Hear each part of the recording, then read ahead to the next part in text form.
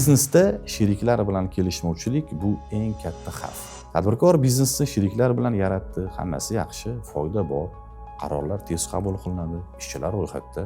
Lekin vaqt o'tib fikrlar o'zgaradi, kim qancha foyda olishi kerak, qarorni kim qabul qiladi. Agar ta'sischi chiqib ketsa-chi, shu kichkina tushunmovchiliklar tez orada katta muammoga aylanadi. Sheriklar o'rtasida nizo foyda taqsimotidan boshlanishi mumkin. Keyin qaror qabul qilishda ta'sischilar o'zgarishi yoki kompaniyani sotish masalasi ham sudgacha borishi mumkin.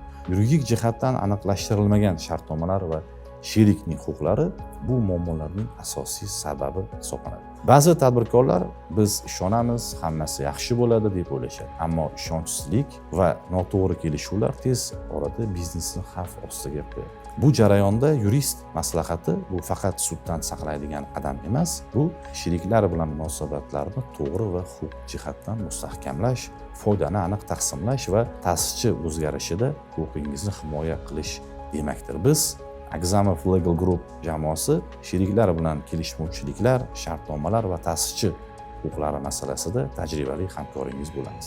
Siz biznesingizni rivojlantiring, biz uni huquqiy jihatdan himoya qilamiz.